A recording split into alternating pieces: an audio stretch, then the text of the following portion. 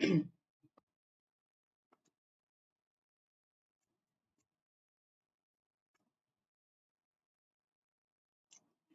hello, good morning, my young officers.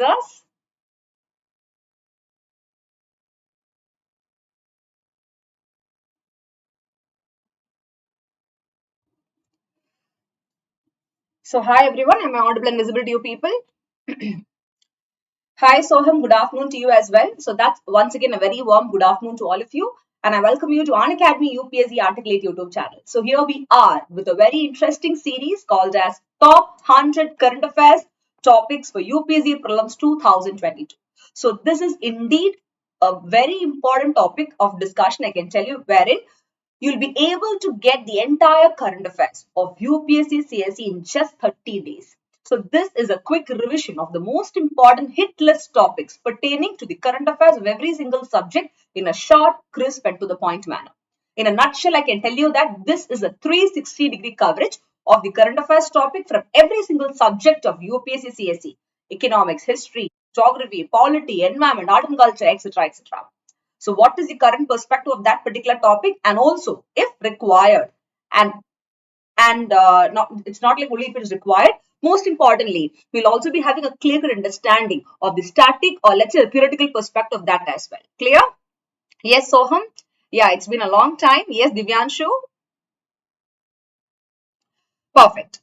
So here we are. Yes, Sohan ma'am, do tell the important subject this time. Definitely, I will tell you. Do not worry at all. That will be told to you as well. Okay. So now, before starting this session, let me tell you something. This is an early morning class. So today we have been doing it at this particular time, that is after 12 p.m. just to make you, understand the importance of this particular session and to inculcate a habit of waking up early in the morning and getting ready for this live series. That is, early bird catches the worm. We all know that, right? So does this particular session as well. So this is the session which will enable you to inculcate the habit of setting an alarm, waking up early in the morning and starting your day fresh with regard to your preparation for UPSC Prelims 2022. So apart from getting the subject knowledge or let's say the current affairs knowledge, it is also helping you to be intact or let's say in having a proper schedule of your daily routine as a whole with regard to the preparation perspective. Clear? Yes, Divyanshu, Devadashni, good afternoon. Yes Lokesh ma'am आपका daily schedule एक बार बता दीजिए please मतलब class का timing हाँ ठीक है मेरा डेली का शेड्यूल मतलब 6 AM है I start the day in Unacademy UPSC article YouTube channel live at early morning 6 AM okay every Monday to Saturday and we'll be discussing for another 30 days top 100 plus important hit list current affairs topic for this month or 6 to 7 p.m. mera I'll be having these special classes but since April month we are having this Ramadan. ठीक है so I'll be fasting. It will be the breaking of my fast. So due to which 4:30 p.m. to 5:30 p.m. only for the month of April, you will be having the Prelims Booster, Prelims Booster 500 MCQ series for the Prelims 2022. Clear? And apart from that, at 8 to 9 p.m., 8 to 9, I'll be doing any one subject. It could be history, economy, geography, whichever, top 100 MCQs based on that. A quick 360-degree coverage of the topics also through that MCQ pattern. Because over there, the method to crack the questions using the exclusive technique called as KEC, keyword elimination comparison, will also be taught to you people. Is it very clear? Yes, Soham, today it is there. Aaj we will not be having the session. From tomorrow onwards only the special classes will start. 4:30 to 5:30 and 8 to 9. These are the two timings for the two regular ritual MCQ series in the Unacademy free platform. And to have an access to those free platform, you have to use the code Nisha IAS Live. Be it free class or plus class, please keep this in mind. Plus means the paid version. Nisha IAS Live.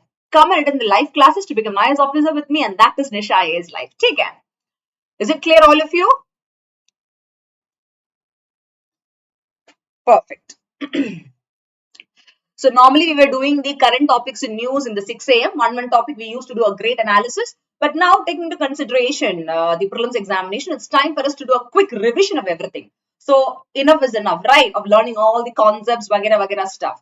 Now it's time for us to have a quick revision of all the important things pertaining, I repeat, pertaining to the UPSC Prelims 2022 because that is what we require in this last 2 months of preparation. To the point discussion, to the point revision, highly effective for the examination point of view because that only will help you to clear the examination. because success is not just about hard work, my young officers. It is about hard work plus smart work. So now it is a time to do a little of smart work, not little, indeed a lot of smart work for you to achieve the target. Is it very clear? Perfect. So now, as you all know, I'm one of Unacademy's top plus educator, handling a lot of sessions in economics, current affairs, and MCQs. You can just go through my profile as well. I have been teaching for the past 7 years, and this June will mark my 8th year of teaching. And I've mentored 15 lakh plus students. Approximately this year, I can tell you 16 lakh plus students across India, especially for the competitive examination perspective. And I have also secured various awards with regard to the educational perspective. You can just go through. I'm also an economist for Government of India, and I'm also assistant professor at a Hindustan University. Okay, you can just go through because a lot of people do not know my profile.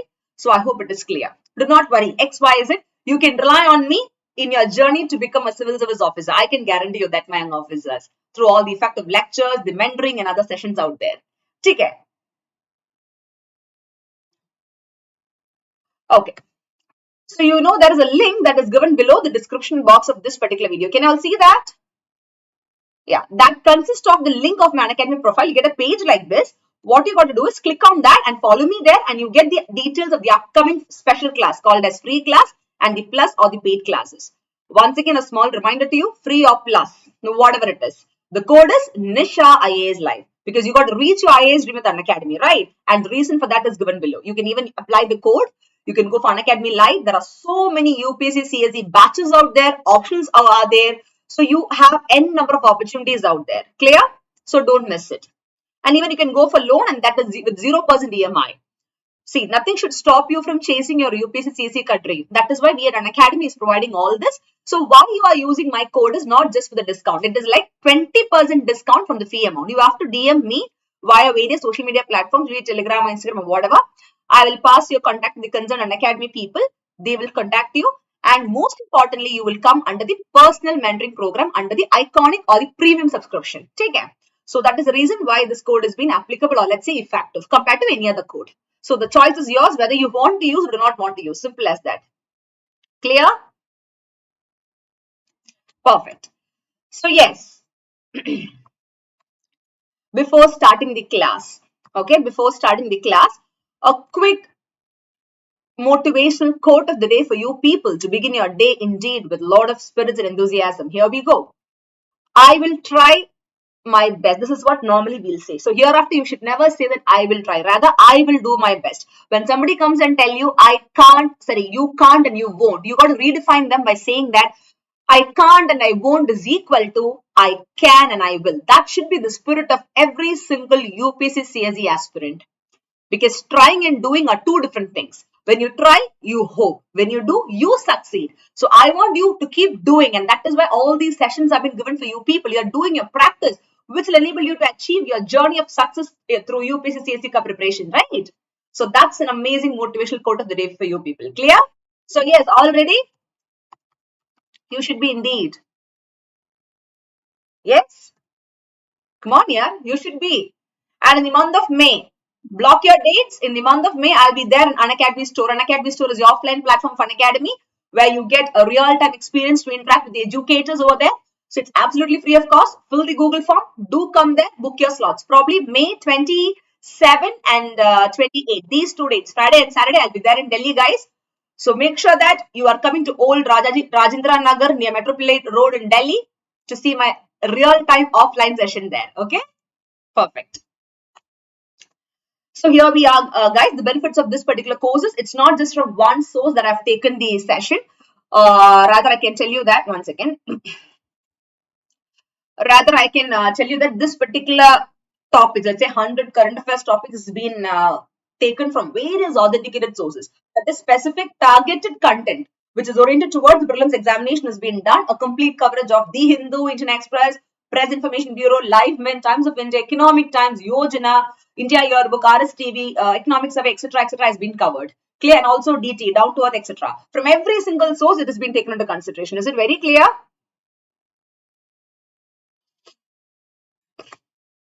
And this will enable you to save a lot of time in making short and important notes of every single current affairs subjects and concepts as well. And this will be an exam-oriented discussion of important hit list topic. So make a point of not missing out, my young officers, because all these kind of course is really required for your preparation. So yes, are you all ready? So since it's the very first class of this particular series, I gave a lot of introductions so that you do not get missed out in anything.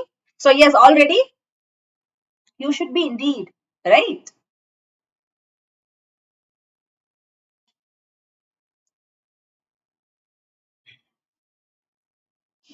Yes? Perfect. So here we are, my young officers, a quick look into the most important topics covered for the day. So solid 5 topics in this particular class I'll be taking. So the 5 topics are from 5 different subjects related to the current affairs perspective. So the very first topic is based on market infrastructure institution from Indian economy. Then you have currency swap line that is actually connected with economy and also external sector. Then you have another topic from defense current affairs perspective, which is INS Vishakhapatnam. And then International IP Index 2022, which is from the government policy perspective, and also from the bilateral groupings, that is subject area, you have a topic called as Excise Dharma Guardian 2022. So these are the solid 5 most important current affairs topics from 5 different subjects of UPSC CSE that will be covered in today's class. Is it very clear? Fine?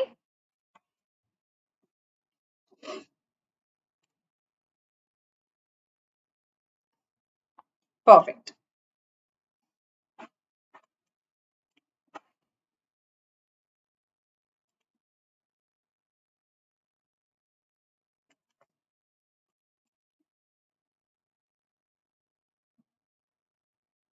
Is everything fine, guys? Audio, video, sab kuch?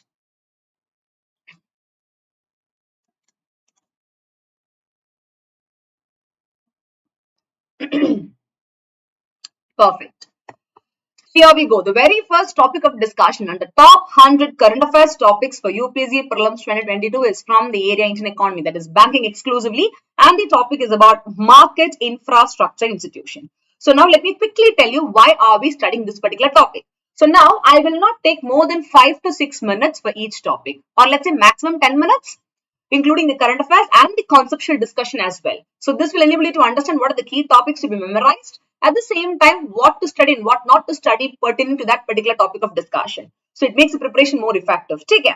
So now why are we studying this particular topic is because recently, if you see, the stock regulator for our country India, who is that? SEBI, Security Exchange Board of India, right? They noted that the so-called NSE, that is National Stock Exchange, which is considered to be a country India's largest equities and derivative exchange, that is a systematically important MII. What is that? Market Infrastructure Institution. So now, since SEBI has observed that the so-called NSE, the National Stock Exchange, is considered to be one of the important, that is systematically important market infrastructure institution only, this particular topic has been studied. So now, in this particular perspective, another important topic that you got to keep in mind is there is something called as domestically systematic important banks, DSIB. You know that the HDFC, then your State Bank, all of India, all these are coming under the domestically systematic important banks, which means this is a bank where they have a huge capitalization and a lot of banks across the country and also overseas as well, matlab abroad as well. Similarly, in the context of market infrastructure institution, SEBI said that chalo, this National Stock Exchange should be considered like that because they do have a value and a lot of points which is substantiating or let's say supporting it. Clear? That is why we are studying this. Yes, Ashutosh, good afternoon to you as well. Good to see the crowd. No matter even if I'm starting the class little late also, my learners are always my learners. Kya baat hai? Brilliant.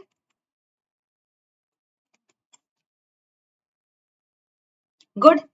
There is another surprise for you people. That is, we'll be having this session. That is, we'll be having one more session, guys.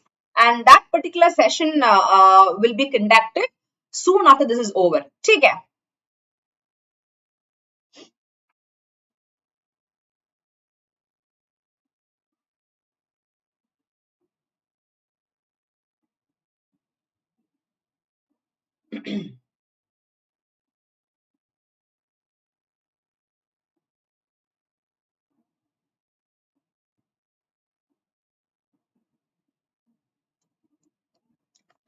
Now, let's quickly have a look into what exactly this topic of discussion is all about. Yes, Soham?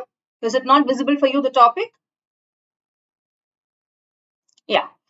So now, based on market infrastructure institution, as we were discussing here, I told you that SEBI has really noted that NSE is considered to be a systematically important MII. So now you should know what is SEBI initially. So let's quickly have a look into the static portion of it. Because sometimes when consider the following statements, when they ask a question based on the Security Exchange Board of India, they can even give you some points based on the static portion just to test whether you really know about it. Take care. So now, if you see the SEBI, basically it was established way back in the year 1992, that too in the month of April. On 12th April 92 only, the so-called SEBI was officially established. And how did they establish, guys? In accordance with the provisions of the Security Exchange Board of India Act of 92. Okay, that is how actually they kind of introduced it. So now, why do you think this particular SEBI should be taken into consideration? Or why do you think it is quite important? For the fact that basically to protect the interest of all the investors in securities only SEBI was brought in. At the same time, we know that security markets, they do have a lot of collaterums or corruptions and stuffs like that. So to have a proper monitoring and also to regulate the security market only, we have what? We have the SEBI.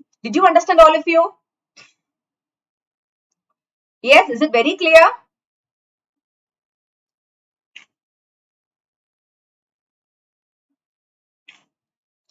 Now, so now SEBI has noted the National Stock Exchange to be what? The country's largest equity and derivative exchange, right? As a systematically market infrastructure institution. So you should know why SEBI has noted NSE. Why SEBI didn't go with the BSE, that is Bombay Stock Exchange, and the Stock Exchange? There should be a reason for it. So now let's quickly have a look into what is NSE all about. So now NSE is nothing but the National Stock Exchange of India Limited. And that is what? A country India's largest financial market. So this NSE is also as old as SEBI. That is the same year in which SEBI was incorporated or established. Your National Stock Exchange was also incorporated in the year 1992. And from there on, the NSE, that is National Stock Exchange, what happened? They developed into a sophisticated electronic market, I can tell you. And I can tell you this NSE has ranked 4th in the world. By what? By equity trading volume. So in the entire globe as a whole, India holds a very particular position with regard to the security exchange market. And in that, the National Stock Exchange do hold a better place. And I can tell you that adding more feathers to the hat of the so-called National Stock Exchange, NSE was considered to be the very first exchange in our country, India, to provide a modern, fully automated electronic trading. The fact of electronic e-trading was happen, or let's say possible, by the so-called NSE. Is it clear, all of you? So these are the 3 important key points which you have to keep in mind with regard to the National Stock Exchange. Clear? I'm so happy to see the 100+ learners out there in the class. Brilliant, go.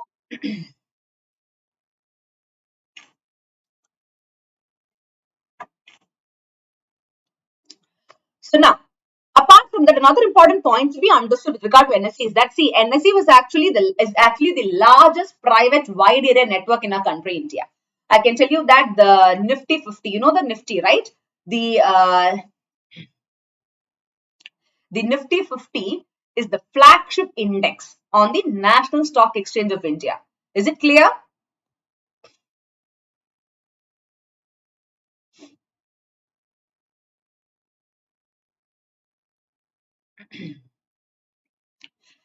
And if you see this Nifty 50, which is the flagship index on the National Stock Exchange of India Limited, I can tell you that this particular index, what do? They track the behavior of all the portfolios of the blue chip companies, which is indeed the largest and most liquid Indian security. And it also consists of around 50 of approximately 1,000+ companies, that is 1,600 companies listed on the so-called National Stock Exchange. So these are some of the important points to be noted with regard to the so-called topic of discussion. Clear? So now, having understood all this, don't you think so it's quite important for you to know what exactly this MII is all about, that is Market Infrastructure Institution? Yes, it is very important. What are they? See, Market Infrastructure Institution is nothing but stock exchange. Okay, stock exchange, depositories and clearing houses. They are considered, or let's say called, to be the market infrastructure institutions. And now this particular MIIs, they constitute what? A key part of a country, India's vital economic infrastructure. So now when you talk about the stock exchange, when you talk about the clearing houses, or let's say depositories, all these are a part of what? The market infrastructure institution. And if you see in the year 2010, according to a panel set under the chairmanship of a former Reserve Bank governor, Mr. Bimal Jalan, you all know him, right? the so-called term market infrastructure was put forward. And according to the previous, RBI governor, Mr. Bimal Jalan, he said that this particular term called as market infrastructure, what does it mean? It denotes such fundamental facilities and systems serving the so-called capital market. So this was actually the meaning put forward for the term called as market infrastructure according to the ex-RBI governor Bimal Jalan. Clear? And why do you think you need to have such kind of MII? The reason is because the primary purpose of such kind of securities or capital market is nothing but they want to enable allocation or reallocation of capital or let's say financial resources to make sure that there is adequate money supply and the security markets has been rolling or let's say flowing in a proper smooth manner. And through this market infrastructure institution, it also enables in the maximum or the optimal use of money in the economy, because that is more important for what? For fostering or motivating or encouraging the growth and development, exclusively economic development. So that is what the market infrastructure institution is doing. Clear? And at the same time, this MII, they also constitute the nucleus or the center part of the capital allocation system. Because that time what happens when they are a part of the capital or money allocation system, they become a very important or let's say indispensable part of the economic growth.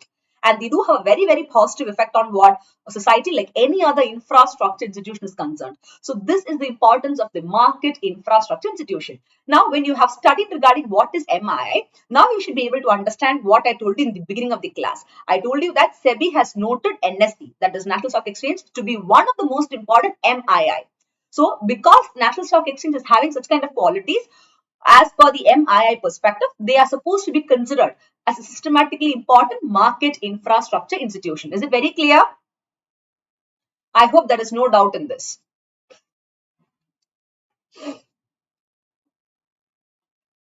Clear? Yes, Rao and Medina.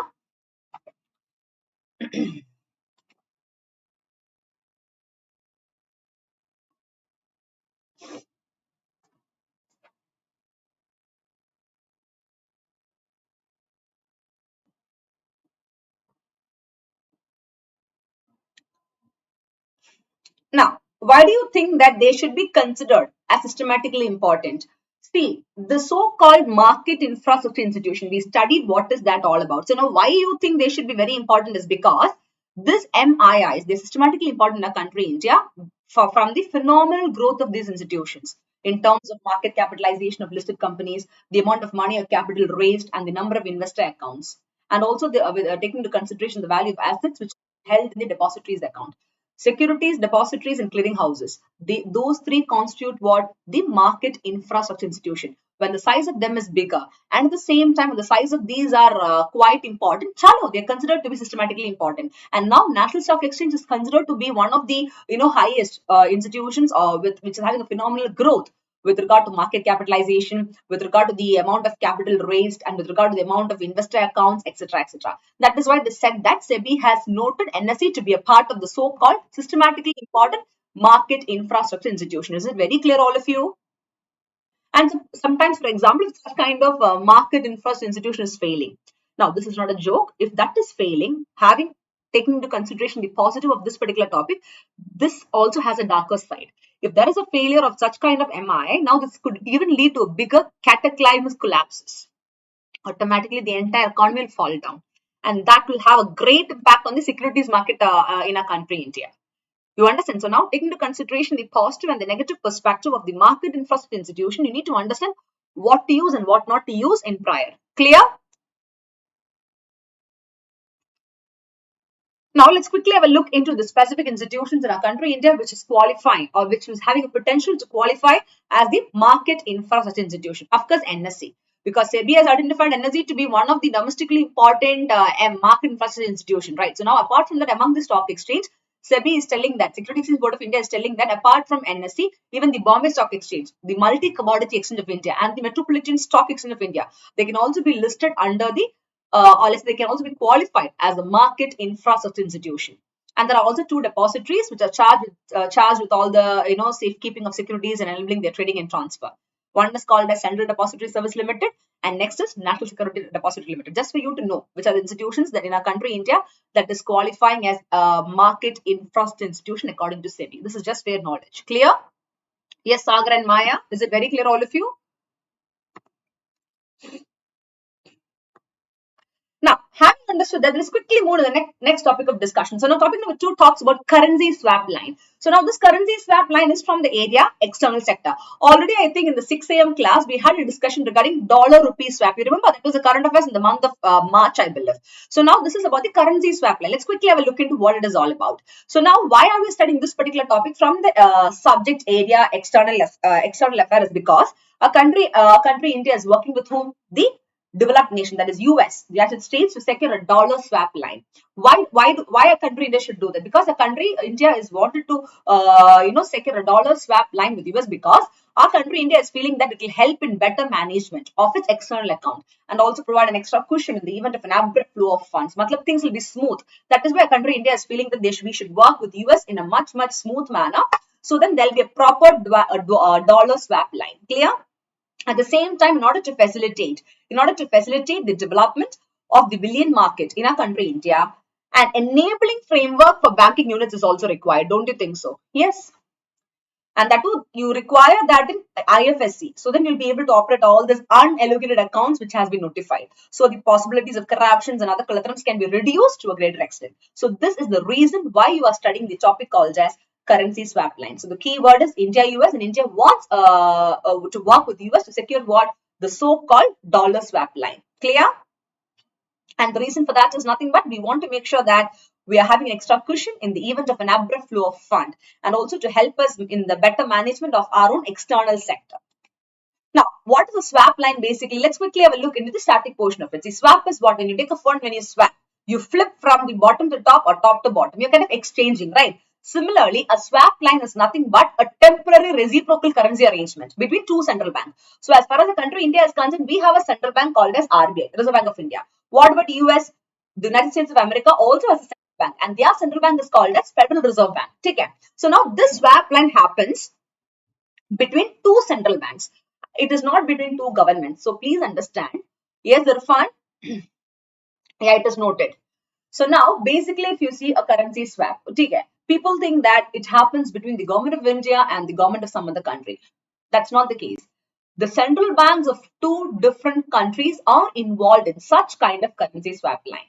So for a country, India, RBI, and for the country, US, it is Federal Reserve Bank. So now, what do they do in such kind of currency swap line is, under the so-called arrangement, the central banks will start agreeing to keep a supply of their country's currency available to trade to another country's central bank at the current exchange rate. Clear? That is, for example, a country India, we have INR. Okay. Now we want to exchange with the US dollar currency. So now what we'll do? Now the central bank of a country India, RBI, and the central bank of US, that is Federal Reserve Bank, they will agree. They will enter into an agreement and they will agree that, chalo, let us keep a supply of our country's currency. That is, India will say that a supply of India's currency, that is INR, Indian rupees, it will be made available to trade in other country's central bank. That is in terms of the US dollars or whatever it is. And that too, when the exchange or trading is happening, the central bank of both these countries will keep one thing very clear, that they will be doing it at the current exchange rate. Clear?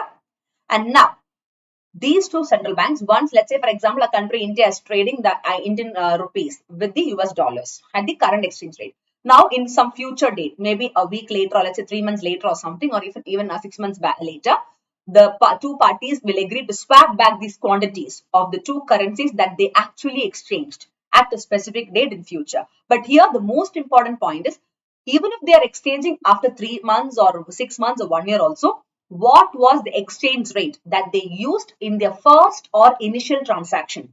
That will be used at this time also. Let's say, for example, India, that is Indian rupees, the RBI, Central Bank of a country, India, we are trading a currency INR at the rate of 10%. Exchange rate is 10%. Okay. Now, in the month of April, we are doing April 2022. Now, in August 2022, after a few months, we are again swapping back these quantity of currency. Now, US want to give it back to India. They want to do some other exchange. Now, what at the current exchange rate could be, let's say, 20% or let's say 15%. 15% will make it. Though it is 15% also, what was the exchange rate that happened in the initial transaction will be taken into consideration, which means they'll be using the same exchange rate of 10% that they used in the month of April 2022 to do such kind of transactions. Did you understand? This is what they'll be doing practically with regard to the swapping of currencies between the central banks of two different countries. I hope it is crystal clear to you people with the help of these examples as a whole. Yes? And what about you, Irfan Khan? Are you able to follow now? Yes, Surabhi? Yes, Soham? And the others, Rao as well?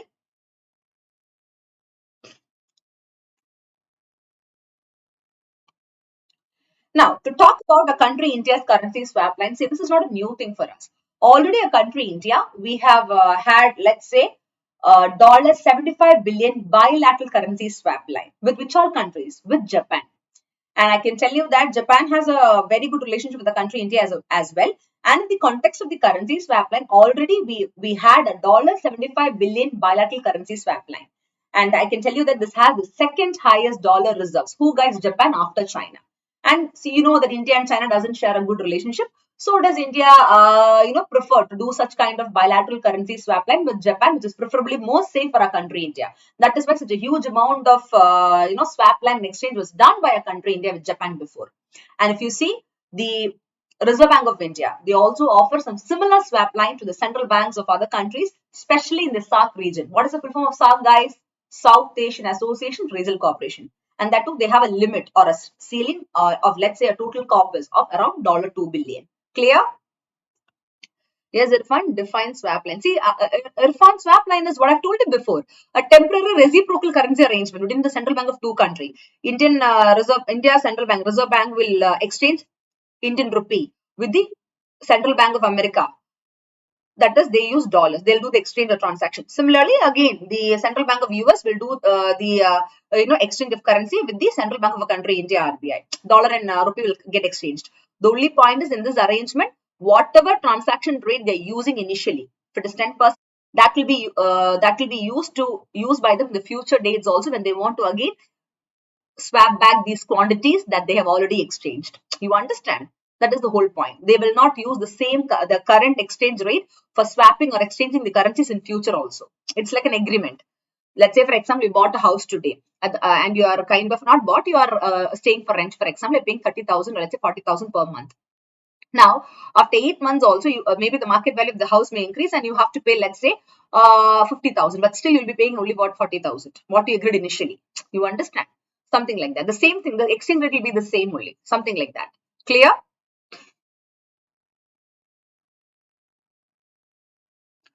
Perfect. Now, why do you think you need to have such kind of currency swap line? This is quite important, guys. This is for you to understand in a better way. Point number one is the biggest objective is to meet the durable liquidity needs of the system. How much of money supply is required? Next is, see, when you do such kind of currency swap, automatically it will inject or bring more and more rupee liquidity or money supply for a longer duration. And that can be done through long-term foreign exchange buy or sell swap. So this is basically, guys, to improve what, basically to improve the money supply system, the liquidity system in the economy as a whole. Because taking into consideration the COVID-19 pandemic and also the other, shocks and fluctuations in the Indian economy also, if you see, we need more of money to be injected. So such kind of currency swap line is actually contributing to that as well. And this foreign exchange swap, because it is between the central banks of two different countries, essentially it will put more bank in the hands of whom, guys? The banks. Because when the central bank of a country is having more money, automatically it will be given to the commercial banks. RBI is having more money, being the central bank, definitely they'll be giving at a lesser interest rate to the commercial banks like SBI, Canara, IOB, etc., etc. So automatically what happens when money supply is there, interest rate will come down. And now the borrowers, we the people who go and borrow for any purpose, it could be for business, personal, whatever, we will be able to get the money and now the investments, the productions and other things will be higher in my country, India. That's how it works practically. Clear? So that is the basic idea between such kind of currency swap line and all. Clear?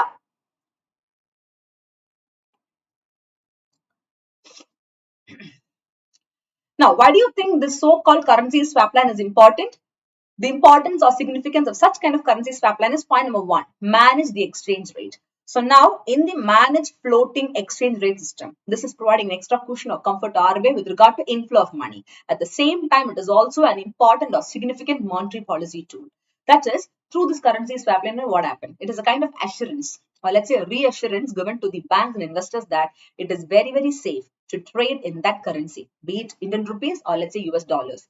And it's also giving a confirmation to whom, guys? The central bank, that they will not at all let any of the supply of that currency dry up, be it Indian rupees or US dollar.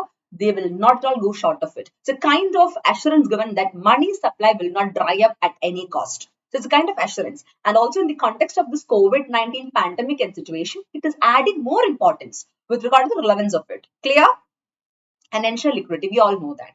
Basically, the most important purpose of the swap line is nothing but they want to make sure that the liquidity in the currency available for central bank is enabling, or let's say it is basically lent to their private banks. So the reserve requirements, be it CRR, cash reserve ratio, or let's say SLR, statutory liquidity ratio, all these are maintained. Clear? Because we all know that, guys, the money supply, or let's say liquidity, that is quite important, or let's say necessary to keep what? The financial markets functioning smoothly even during crisis. And this crisis is in the context of what? The so-called pandemic that we are talking. Take care. Is it very clear? Any doubt? Any queries? Now, moving on to the next topic of discussion, we have an interesting topic called INS Vishakhapatnam. So this is from the area defense. So why are we studying this, guys? If you see recently what happened was like our country India, we made steel guided missile destroyer, which is INS Vishakhapatnam, and that was formally affiliated to what? The so-called Vishakhapatnam port. So in this particular context only, we are studying what? We are studying this particular topic. Let's quickly have a look into what is INS Vishakhapatnam. So now, when this happened, when the so-called, when our country India, okay, when we actually made the so-called steel guided missile destroyer INS Vishakhapatnam, what happened? It was marking the formal induction of the first of the four Vishakhapatnam class destroyers. Now we all know that under the P-15B Vishakhapatnam class, totally there are four warships. We all know that, right? They planned totally four warships. One is Vishakhapatnam, then Mormugao, Imphal, and Surat. All these had to be introduced and intact. This is the plan they had. Out of that, about INS Vishakhapatnam only we're discussing now. And now this particular INS Vishakhapatnam, why it was put forward is because it is indigenously designed by whom, guys? Our own country, India's Navy, in-house Directorate of Naval Design. And it is constructed in our country only, guys, by Mazagan Dock Shipbuilders, Mumbai. We never took any sort of importing or any sort of help from other countries. Maybe we could have taken the raw materials, but the entire design, manufacture, sab kuch is done in our country, India only. It is in-house only. Clear? Yes, Kumar, can you discuss bilingual? Acha, you want to discuss bilingual hai? Acha, Kumar, we can listen. मेरा classes मतलब it is in English. ठीक है? I don't do sessions which are bilingual. But I can talk to you in between, kabhi kabhi kabhi kabhi मैं थोड़ा थोड़ा मालूम in English, in Hindi as well. There is no issues for that. But then the sessions will happen in English. Any doubt, any queries that you have, feel free to ask me. Because English is a language which can be understood across the country India, no matter whether you belong to East, West, North, South. That is why. ठीक है. Yes, Ashutosh. Nice Hindi. अच्छा हाँ मैं अच्छे से हिंदी से बात करती है Ashutosh you don't worry. I learned from you people only in the class. So many years in Unacademy, more than 5.5 years. Obviously, I should be knowing Hindi, right? Otherwise, how? But not to take a class here because, come on, the comfort is on the English side. So that makes a lot of sense. Anyways, yes, Abhilash and Kumar, thank you for that. Yeah, yes. Perfect. All Kallatrams. Don't worry, I'll teach you Malayalam. Okay. So then you got to say back Malayalam. I know you all know the word Kallatrams, right? That is the only single word that you all know because when you come for the MCQ classes, what a Josh, what a Kallatram, what a Badmash in giving wrong answers, right answers. Oh my goodness. So do join from MCQ series, guys. There'll be polling in the Unacademy, special class platform. There'll be live interactions. You can talk. Multiple things are there. It will be even more interesting. So don't miss it. There'll be polling options. You can know your score. Sab kuch.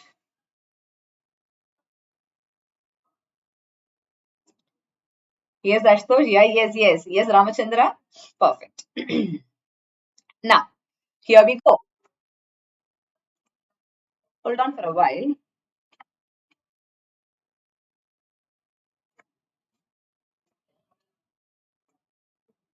Yes, Mayur. How are you doing? Good to see you. Is it very clear to hear all of you? Any doubt, any queries that you have?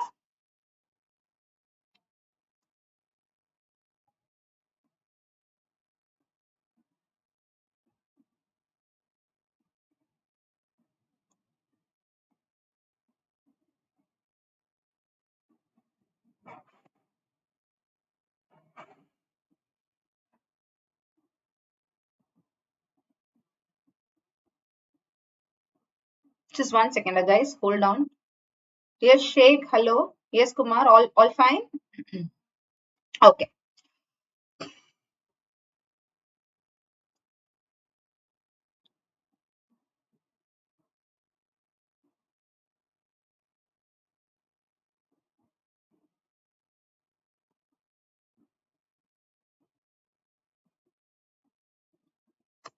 Now, so this is a picture of the so-called INS Vishakhapatnam at the Vishakhapatnam port, guys, which is exclusively developed by our in-house Indian Navy people.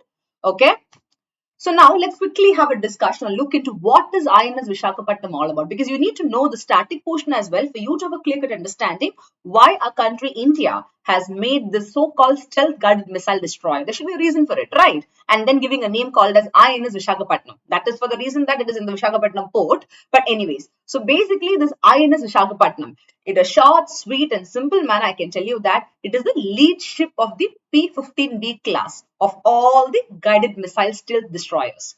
And this has been there since 2021, 21st November. It was commissioned since then. And now, why do you think the ship is there? Look at the ship, how beautiful, right? It looks very nice now, guys. The kind of warships that it looks like. Hannah?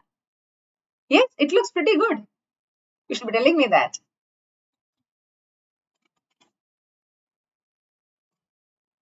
Anyways, so now this particular ship, I can tell you, it is symbolizing a country India's matured shipbuilding capability. You know why I told you that? Because see, in this particular ship, if you see, this is not we have not taken this from any country. We have not imported or we have not included any other countries or taken the help from any other country to do it. Rather, in our own Mumbai only, at where guys, at the Mazagan Dock Shipbuilders, we have done this, and it was designed by our country India Navy's in-house Directorate of Naval Design.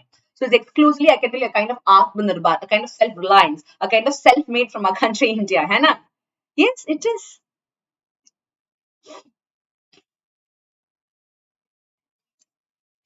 So now basically, this is a kind of the quest for the Make in India initiative towards achieving the so-called Atmanirbhar Bharat. So we know that taking into consideration the COVID-19 pandemic only, we had the Atmanirbhar Bharat event which is brought in. So now not only from the small scale industries, even to the large scale industries and every other sectors in our country, India, the factor called self-reliance or let's say Atmanirbhar should be touched upon. Because only then we can make our so-called flagship scheme, which is introduced by PM Modi since 2015, called as Make in India, a real successful one. Because we know that we cannot say that Make in India has been a complete success. It has been a partial success, a partial failure. So now with the help of Atmanirbhar Bharat, Abhay and other important schemes and objective, we'll be able to make our Make in India scheme also a successful one. That is the whole idea behind this. Clear? Perfect. And now, another important point with regard to the INS Vishakhapatnam is the crew of the ship. Okay, they have a motto. It is abiding by her motto, that is Yasho Labhasva. Yasho Labhasva is actually the motto of the crew of the ship. And this is Yasho Labhasa is not a Hindi or any other word. It's a Sanskrit phrase, which is translating for the meaning called as attain glory. So Yasho Labhasva is talking about attain glory. So keep this in mind, guys. This is not only useful for the INS Vishakhapatnam, even for you people also, being a UPSC CSE aspirant and my future young officers. Come on, attain glory. Let's say the Sanskrit. Hannah, how is it in Sanskrit? How do you say? Yasho Labhasva. Okay, perfect.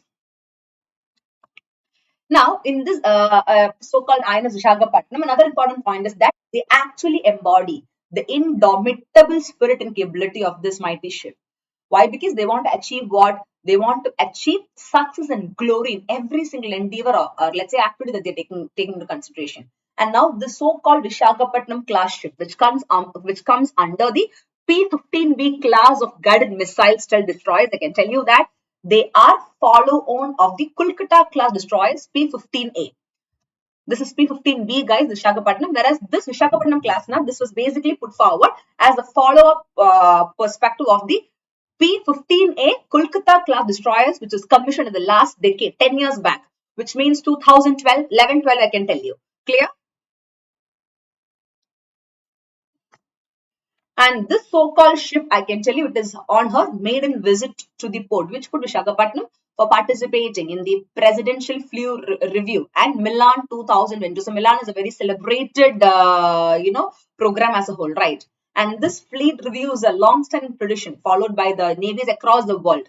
Okay, because it is by the Indian Navy again. So across the navies across the world, and it is an assembly of ships at a pre-designated place. What they'll do is the ships which has been put forward, and also the navies, including Indian Navy across the world, they'll assemble and all the ships at one particular pre-designed place. They'll be displayed. So basically, the whole idea, the purpose is for displaying loyalty and also allegiance to the sovereignty and the state of the concerned state, or let's say the country that they belong to. It's a kind of patriotic stuff as well, I can tell you. Clear? Yes, Soham. Kolkata pronunciation is unique. Yeah, it's called as Kolkata, right? Kolkata. We see in a Kolkata. What is there in that? So, you are from West Bengal, right? Acha, I'll come to West Bengal. Do not worry. Yes, Adishwar Kalia. Yes, Priya. Good to see you, girl, after a long time. All my Kallatram wala bacha log is there in the class. Good. Good to see the josh and spirit of you people in the class. No matter whatever time, early morning, midnight, or in the middle of the day, afternoon, evening, sab kuch. My learners are my learners, hai na? Just get the notification, fly and come. Kya baat hai? That shows the kind of commitment that you have towards a class. Anyways. Now, this is just for you to know, guys, a little of extra or additional information based on the so-called P-15B ships. Why? Because I told you regarding the P-15A, which is Kolkata class destroyer wala ships, and now INS Visakhapatnam comes under P-15B class of guided missile steel destroyer ships, right? So you should know what are the features, why the so-called INS Visakhapatnam comes under this particular class or series called as P-15B ships. Now, the features of this P-15B ship is these ships are among the most technologically advanced ones. So that is, under the guided missile destroyers of the world, I can tell you that all the ships which comes under the category called as P-15B ships, which is your INS Visakhapatnam, for example, they are actually the most technologically advanced one, because they have the state-of-the-art weapon or sensor package, the advanced stealth features, and also a high degree of automation. Fatafat, so ultra developed they are, I can tell you. At the same time, there is another important feature of the P-15B ships, like INS Visakhapatnam. That is, these ships are equipped with something called as BrahMos supersonic cruise missile. And also they have a long range SAM, that is surface to air missiles. So now please have a look into all these keywords. BrahMos, surface to air missile, etc., etc. These are all the important hit list keywords. I repeat, important hit list keywords based on which questions can also come for the examination. Clear? And now, yes, Ashutosh, but missing your morning class. Do not worry, Ashutosh, from tomorrow onwards, we'll have the 6 a.m. class. Do not worry. Okay? Pakka, I promise you. Now, back to the class. Another important feature of the P-15B class of ships is this particular ship, which comes under the series, they have several indigenous weapon systems like medium-range surface-to-air missile, indigenous torpedo tube launchers, then anti-submarine indigenous rocket launchers, and 76 mm super rapid gun mount, etc., etc. So, which means that the INS Visakhapatnam ship, okay, it is far more technologically advanced compared to the P-15A class guided missile destroyers. For example, the Kolkata class destroyers, which is P-15A series. Clear? So B is an advanced one. So now, having understood this, why do you think you should have this P-15B in a country, India? What is the role of P-15B in the security of India? See, all these kind of ships and all is basically for the security purpose, right? So, with regard to that, so directly to the point, let us discuss. We say the features are this, we say this is important and all, compared to the previous P-15A category ships. Now, there should be an important role played by them in the security of India. What is it? If you see, it becomes a responsibility of a country, India's Navy, to safeguard the large coastline of, let's say, 7,516 kilometers and about 1,100 offshore islands, along with the 2.01 million square kilometer EEZ. What is that? Exclusive Economic Zone. It is their responsibility, and that have been enhanced in the present geopolitical scenario, I can tell you. So now, when you have destroyers like P-15B class, what is the important role that they play, guys? They play a very, very vital role in the larger oceans of the Indo-Pacific. So now, this is making a country, India's Navy, a potent force, a very forceful force, and that is helping a country, India, with regard to the security perspective also, with the use of such kind of, P-15B ships called as INS Visakhapatnam, for example, and also the contribution by the Indian Navy becomes more stronger there. Is it clear?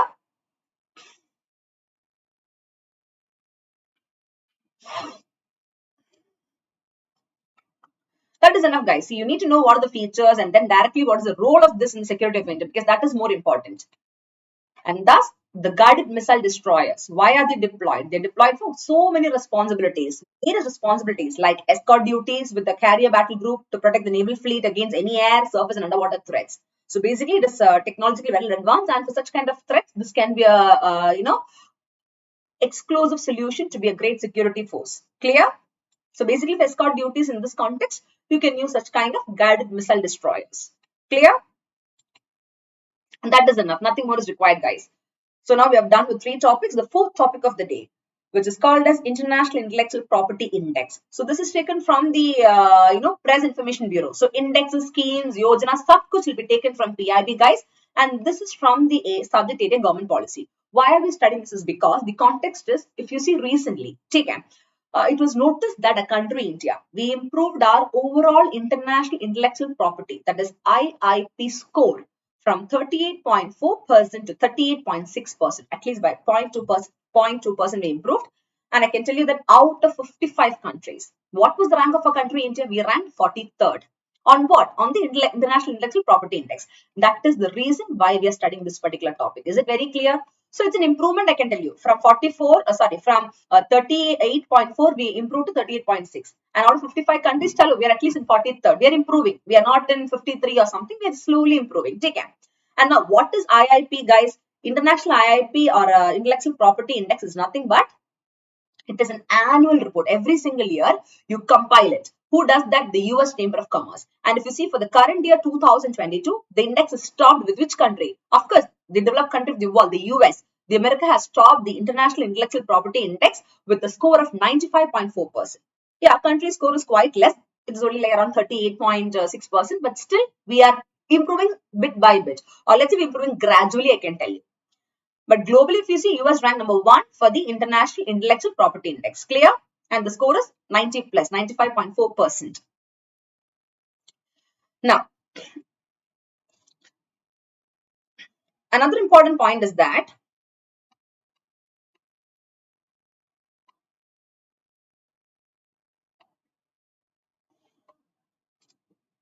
we need to know what is this IIPI is all about. So now if you see the 2020 US Chamber International IP Index titled Art of Possible, basically Art of the Possible, they have created what? A template for economies. And now this has been done with the objective that it will aspire to become the 21st century knowledge-based economies through more effective intellectual property protection. So this is the whole idea why they have come up with this since the year 2020. And now in the 8th edition, the so-called index, International Intellectual Property Index, they map the entire IP ecosystem in around 53 global economies. And that is representing around 90% of the global gross domestic product, that is GDP. In that, US ranked number 1 and India is not in a medium position, also quite in a low position, but still we are improving. Clear? And now what do this particular index does is this International Intellectual Property Index, they kind of evaluate or monitor the entire intellectual property framework in every single economy across so many indicators. They use around 50 unique indicators, guys, which the industry is believing they will represent the economy with the most effective IP system. So the indicators are also not less. It is around 50 plus. So the process, the monitoring, the review, the verification, which becomes complex and also more, transparent, I can tell you. Clear?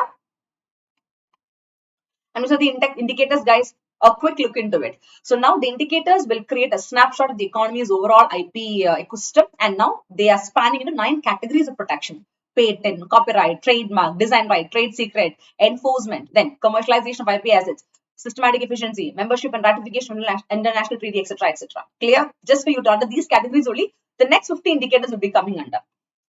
Based on which the global economies, there are around 53 plus global economies are ranked based on the International Intellectual Property Index. Clear?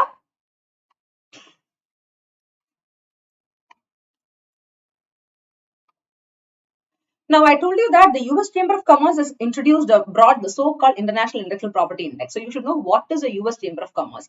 Actually, US Chamber of Commerce is the world's largest business federation, and they represent the interests of more than 3 million business of all sizes, sectors, and regions, which consist of the state and local chambers, industry associations also. It's a huge body, okay. and this is a very, very old organization. The US Chamber of Commerce, it's been there even before independence of our country, I can tell you.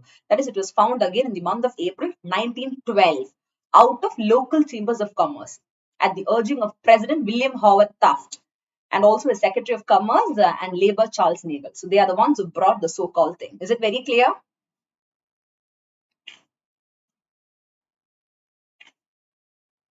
Yes?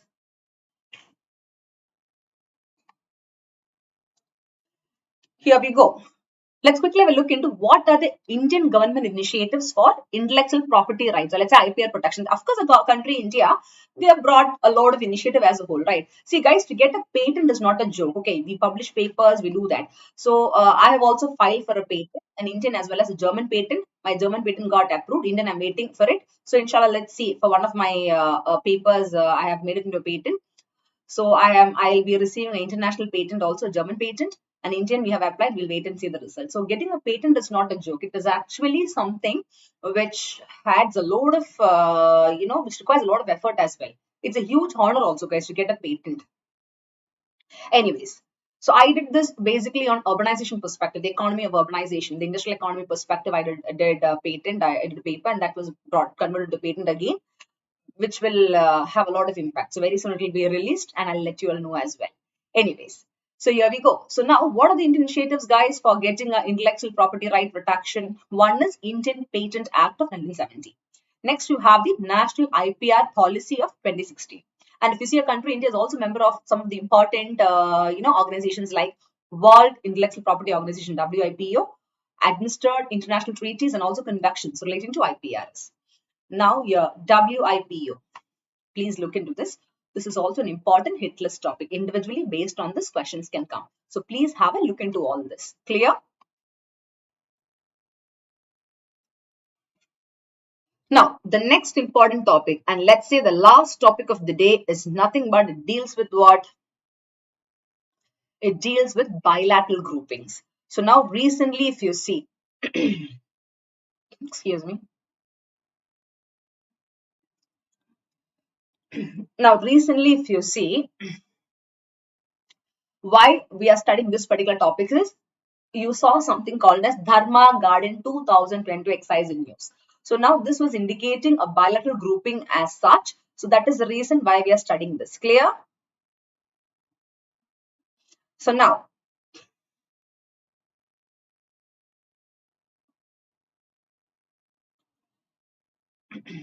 one second.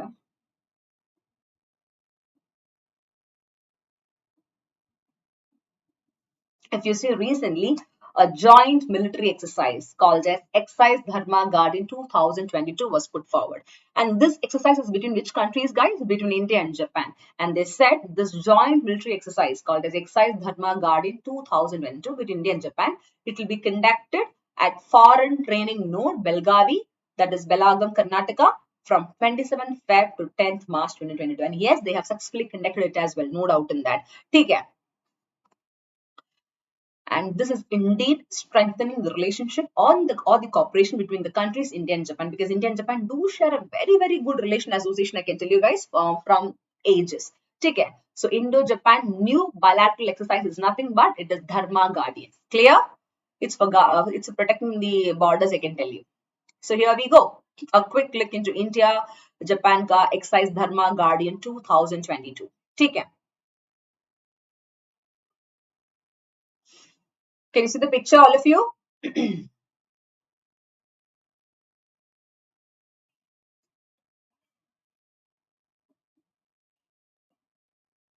Yes, Ansh and Priya.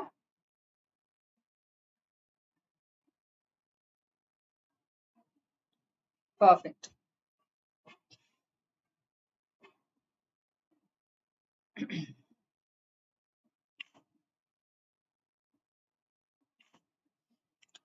Now, what is Exercise Dharma Garden all about? If you see, this was put forward in the year 2022. This is joint military exercise by two countries, India and Japan. So now I can tell you that this so-called Dharma Guardian, it is an annual training event which has been conducted in our country, India, since 2018. And the two countries involved in this year is India and Japan. Now, the scope of this particular exercise is nothing but they will cover platoon level joint training on all the operations that has been taking forward in jungle and also semi-urban terrain. Can you see this picture? You can see the so-called operation that has been carried out in the forest only, or let's say jungle kind of areas, or let's say semi-urban or urban terrain. Clear? And now this joint exercise between India and Japan, I can tell you that the joint exercise schedule, they include so many things. What are they? Point number one, house intervention drills. Then they start raiding on terrorist hideout. Where are all these terrorists hiding? Now they start raiding on that in all these semi-urban terrain. Then they'll compact for state. They'll do that. They'll also have a activity like unarmed compact and close quarter compact firing, where both sides will jointly train, plan, and execute a series of well-developed tactical drills. For what? For neutralization of such likely threat, to protect our country, India. And now we are getting the help of global people is just because we want to make sure that we are able to neutralize every single threat that is coming forward. Clear? Yes, Irfan, ma'am, your teaching is so nice. Thank you for that, mashallah. Is it very clear? Now, talking about the exercise Dharma Guardian 2022, another important point that a lot of special focus or emphasis has been laid on what? Increasing or enhancing the tactical skills. Only then we'll be able to fight the biggest social evil, that is global terrorism. And also to increase the interoperability between the forces and to promote army-to-army relationship in different countries, because that is very important. These days, we know the countries fight among each other. Let's take the case of Russia, Ukraine. What is happening? The armies are fighting. Let's take the case of China. What is China doing every now and then? Let's take the case of Afghan and Taliban, right? Multiple things like that. So now, having a good cooperation and promoting army-to-army relationship between different countries will enable to carry forward the peace and stability, and also to find out or raid on all the terrorist hideouts, and also to fight global terrorism to a greater extent. Because global prosperity and world peace is something that is very important, and that should be the biggest objective of any country as a whole. Especially for a country, India, we really abide by these things. Clear?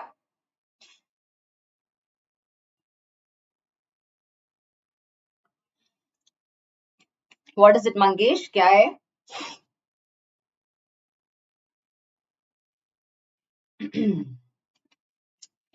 Now, we have been talking about the exercise Dharma Guardian. This is enough, guys. Nothing more is required. You can just have an understanding of the same.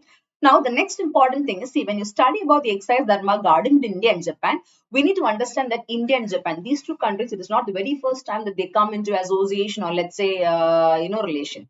Rather, since so many years, we do hold a very good relation between India and Japan. So now, taking into consideration the upcoming prelims examination, some of the important points which you should know between the so-called military exercises between India and Japan are as follows. It's a quick revision. Okay. So apart from exercise Dharma Guardian, the other military exercise between India and Japan is Panam Malabar. We all know the great Malabar exercise. Remember, India, Japan, and US. So India, Japan, and US, they have the ones who started the Malabar exercise. Later, on the pressure of our country, India, we proposed Australia to join, and that's how Australia joined. Clear? Now, they became 4 countries, and that 4 country was called as what? The Quad framework, or let's say quadrilateral framework. Clear? And the sole objective of India, Japan, US, Australia was nothing but they want to move against China, because China has been doing a lot of killatharams, just like India, Pakistan. I can tell you that just like the Mahabharata, I always used to tell you when I teach international relations, I used to tell you that, see, when you study about the countries, take into consideration our so-called, Mahabharata, we have the Pandavas, the Kauravas. So it's not that we do have a lot of issues among ourselves. The issue has been created by their in-house people. The Shaguni creates a lot of issues between Pandavas and Kauravas, right? Similarly, with India, Pakistan, or let's say in the country, a lot of issues is being created, or let's say more of oil is added to the fire is done by Shaguni, and that has been done by the country China. That is why China is called a Shaguni also. Hai na?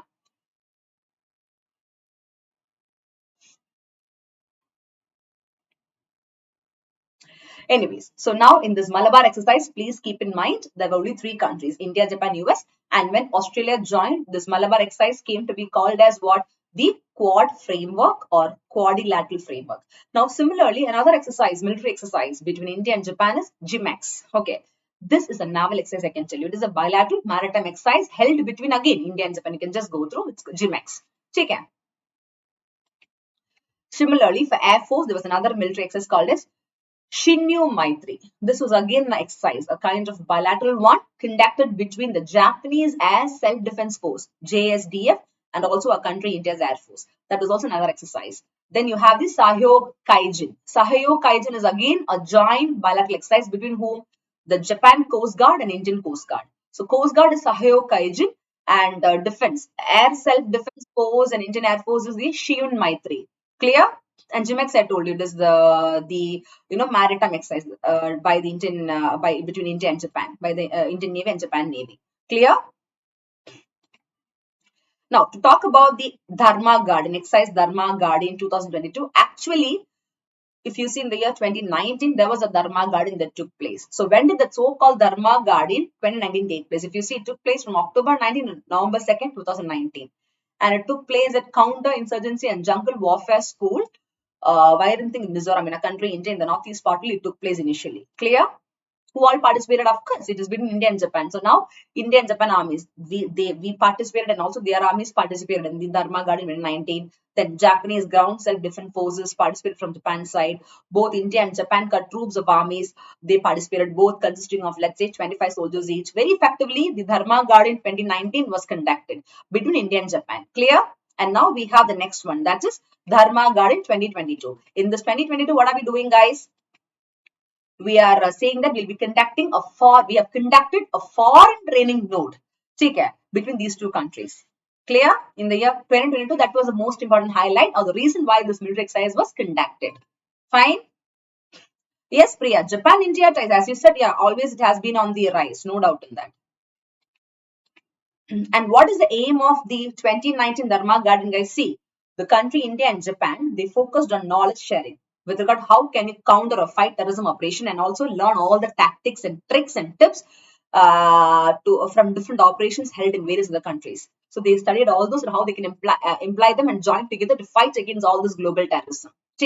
And that was the aim of Dharma Guardian 2019. And what was the importance of Dharma Guardian? See, the importance was that this exercise is held in the backdrop of the security challenges that India and Japan faced due to global terrorism. That was the important reason why this Dharma Guardian was a joint association of military exercise between India and Japan in the context of security challenges, which both the countries are facing for the fact that global terrorism was on the rise. Clear? So that's all, my young officers. We are done for the day. Thank you so much. I hope you really enjoyed the session. So we have another session pending. So I'll come back in the night and I'll take a class for you. So today at 8 o'clock, 7:30 or inshallah 8 o'clock, or even before that, I'll let you know the timing, guys. You will be having another session also. Clear? The same top 100 current affairs topics only. Since early morning we couldn't have a class today, the same will be conducted today night. So without fail, make sure that you're attending that particular class and getting a load of knowledge and information based on the same. So here is a winding up quote of the day for my students. What is it? Speak in such a way that others love to listen to you, and listen in such a way that others love to speak to you, because this is something that is very, very important. Clear? So thank you so much, my young officers. So how was the session? The top 100 current affairs topics for Prelims 2022. Are you filled? You should be indeed. All the 5 topics. Let me quickly brush out. So we discussed 5 topics today. What are the topics? From Indian economy, we had MII, Market Infrastructure Institution. What was the topic all about? When SEBI said NSE should be recognized as MII, that was discussed. Currency swap line. In India wanted to have a exchange of currency or swap between the Central Bank of India and also Central Bank of US. This was discussed. That INS Visakhapatnam is under what? The keyword is the new P15, the P15B series of guided missile destroyers. We are discussing this. Then IIP, the rank of a country, India was 43 out of 53 countries, based on which we discussed this. And finally, exercise Dharma Guardian that took place in the year 2022. But this is not a new thing. It is a joint military exercise between whom, guys? India and Japan. So these are the keywords to be memorized in each of these 5 topics. So now, after discussing all these topics, fatafat in 1, 2, 2, 3 lines, I have told you the keywords of each of these topics. So now use the same pattern for revising this as well. Is it very clear?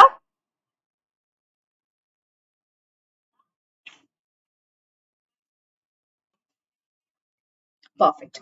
So you tell me, will you be there in the night time? Is it okay if I keep a class at 5 to 6 for you? Or you want me to keep at so 6 to 7? I cannot, because I'll be breaking my fast. I'm sorry. Maybe 7:30 to 8:30 I can keep. Or I should keep in the night. Let me know your availability, guys. Accordingly, I'll do it. Okay? Because fasting time told us are tired where you will become tired in the evening time. that josh, that energy, that is the thing. But stay tuned in the WhatsApp and Telegram channel for all the updates. Take care. So I'll see you all from tomorrow onwards with the special classes as well. So don't miss it. Make sure that you're attending all these things. Take care. So thank you so much, my officer. See you all soon today evening or night with another series of the same top 100 current affairs topics for prelims examination, and also tomorrow early morning when the clock strikes 6 a.m. I want all of you to come for the session. Definitely the session will happen. No doubt in that. So set your alarm, wake up in the morning and come for the class. Clear? Any doubt, any queries? By the way, did you enjoy the session? And I hope this top 100 current affairs topics in news series will help you to revise the entire current affairs in just 30 days. Yes or no? Don't you think so? Yes, indeed.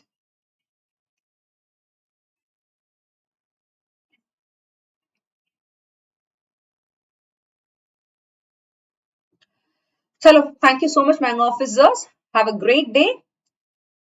God bless. Thank you and see you soon. And Jai Hind. And one more thing, before that, don't forget to like the video.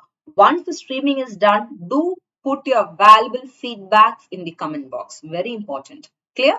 What are the kind of topics you want? What are the kind of sessions you want? So it will be useful. Clear? Yes, Rao, can anyone please share a Telegram ID? Go to Google and type my name, Nisha Nujumudeen, and put Telegram. You get my Telegram there. Go to Google and type my name. My profile comes. In that, you want Telegram, Instagram, whatever, it will be available there. Clear? Yes दिबा सुनवानी ma'am आपने रोजा रखा है हाँ हाँ मैं रोजा है आई हैव केप्ट रोजा